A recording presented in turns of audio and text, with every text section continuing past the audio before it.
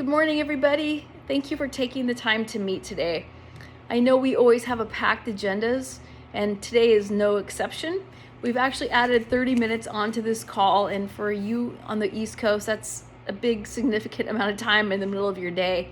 So I thank you in advance for your participation and your focus as we go through a pretty full agenda. We have 4 topics we're going to cover, but one of the 4 we're going to cover in a lot of detail, and that will be organizational changes in 2020.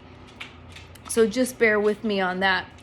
One of the inputs into these changes that we are going to be discussing today was a failure that we learned upon from Europe. Europe recently pulled their teams from a high-touch model into a very low-touch model, and it was interesting because not too long after they made that shift, market share took a dramatic dive. And so one of the thoughts behind this in retrospect is perhaps this high-touch customer-facing model really does work, and it really does work to keep these relationships in check and in tune, and it allows us to be the leader in the field. So that's what I want you to think about today, but I also want you to think in context of what we're going to discuss is what we do really matters. And what we do is we provide therapy to be able to change and save people's lives. I was just in a hospital last week where I was told about a patient that had a hard time accessing care due to insurance hurdles, and one of our team members helped this patient behind the scenes and helped the hospital, and this patient ended up being a really prestigious person in the community, and we were able to help them navigate care and access therapy a lot earlier than if we hadn't been involved. So truly what we do matters, and what we do is we affect patients' lives. We help hospitals remove economic barriers to growth in order for them to be able to treat patients with a life-saving therapy. So I am really proud of the work we do, and I'm really focused on how to keep the team focused on the value that we bring to a hospital, the value we bring to our patients, and the value we bring to our partnerships within our organization. So for that, I want to thank you, and there's countless stories that we can recall on what we've done that has been able to help a patient access care. And what we do know is that these patients do so well afterwards that the value lives on way beyond just the treatment itself. So like I said, we have an hour and a half today. We're going to talk about changes. We're going to weave into this story about what happened in Europe and how we can prevent that from happening here. We're going to talk about our plan, but we have 3 other important items to talk about today, even though the remainder of our time will be talking about these changes.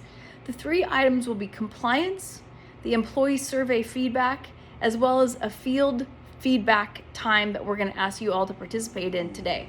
And what that means is we're going to take about 10 to 15 minutes and allow each of you to provide a bullet point background survey information about what you're finding in your region. And we want to share that with the team. And we want to be able to connect the dots, connect the resources, and connect best practices so we can all help each other through this. So I just want to set the stage that we don't have time for paragraphs, but we have time for bullet points, and your feedback is really appreciated, and we want to hear from every single one of you on the call today. So be prepared for that as we go through the rest of this information. Compliance. Let's start with compliance from the very beginning. As we know with these changes that have occurred and the compliance issue that we had in December, we want to make some dramatic changes. And some of the changes we want to make are just to be extremely clear on what we can do, what we can say, and what we can leave behind. So we are compiling a question and answer document for you, for your use only, on how to engage with your customers in the most compliant manner. So that should be coming early next week. And if you have any further questions beyond what is in that document, please reach out to me. I'm happy to take your questions. However, I may not have more to give you other than what is in the document, because part of what we do is very nuanced and not necessarily completely identified through compliance rules. So that's 1. Number 2, we're going to talk about the employee survey. The employee survey was done last September. Everybody participated, and we have some areas of opportunity, and some of those areas are related to work-life balance. I don't think there's a big surprise there. I think everybody here works very hard. We work long hours, we travel a lot. So what I would like to know is, not right now, but for you to think about and maybe get back to me, what does work? There are some days we can't cut out a 12-hour day, but there are some days we can take part of a day off. How do we make this work for us and our families? That's what we need to have a discussion about. And that's what I'm going to pose to you right now to think about as we move into this week, into the weekend. And my calls with you next week, I'd love to hear your feedback. But in the meantime, organizationally, we are going to have a call set up next Monday with Dirksen, and we're going to go through the survey results, and he's going to compare our team to the other teams within our organization. I think that will be extremely valuable to see how we stack up against other departments within the organization, and if it's a consistent theme within our organization. So please make sure that you accept the invite that we're going to send you a little bit later today, and I look forward to your feedback next week. The last item I'm going to talk about before we move into our organizational changes is the field feedback. So I'm just going to leave the call open, and I'm going to, if I don't hear any feedback, I'll start just asking questions from some of you, but I really am curious about what we're hearing and seeing in the field. So with that, I'm going to go ahead and pause and give everybody the opportunity to speak. Great. Thank you for your feedback. That was extremely valuable.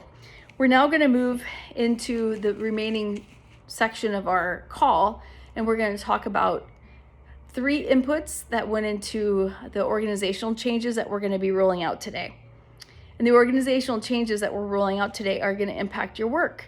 And how this is going to impact your work is we're really going to be taking information that we gleaned from you through performance reviews, from our consultants that we worked with last year that told us that a lot of time is spent on projects and not enough time to be able to spend with customers, as well as the consultants' projections on our work in the field and the current technology that we have.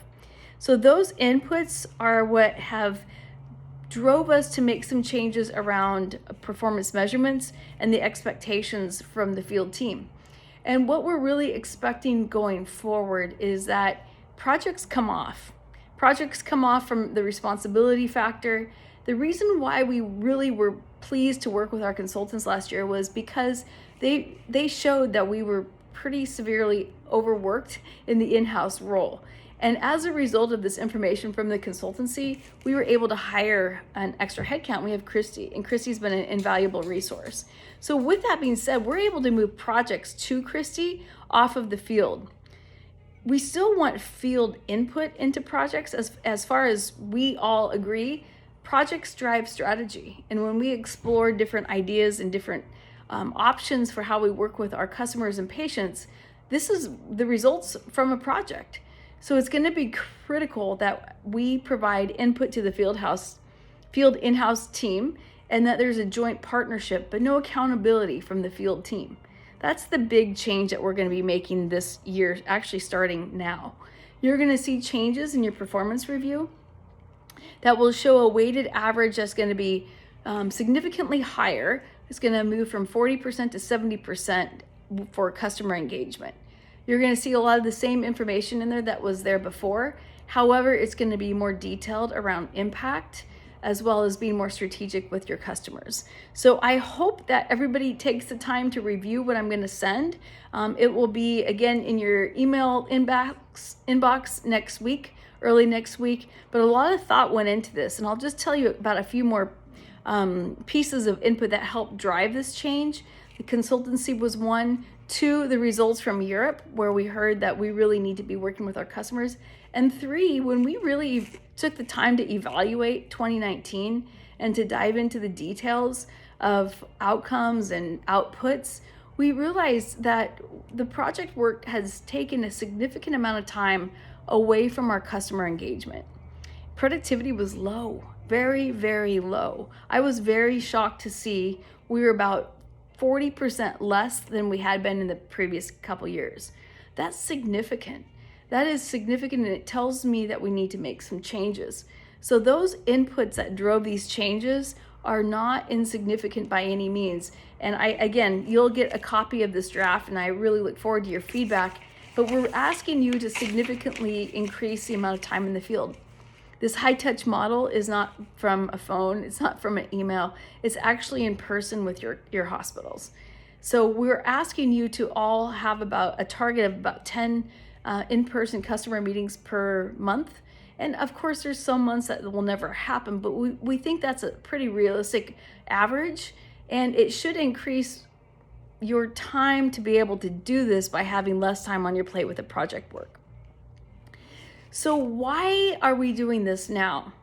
One, we've done a pretty significant job increasing our reporting capabilities, and we need your help on that. What we found through the 2019 performance review is that people did not necessarily use Salesforce as it was intended. They didn't necessarily see the value. However, we've been working on Salesforce for about a year, and we realized that it does provide value and it reports impact, and that's exactly where we want to be. We want to be able to take your information that you carefully plug into this data set and use it to show the value to the organization of what you have done to help your customers. It's truly an impact value model. So please think about that from that perspective instead of just a data repository. We have made changes over the past year that we feel very proud about, and we feel we're now in steady state. So the data set that's set up now will stay put, and we'll just ask you to participate and make sure that every month it's updated so we can use that information appropriately. Why else does this matter? It also matters because it's going to help on the productivity. You can risk stress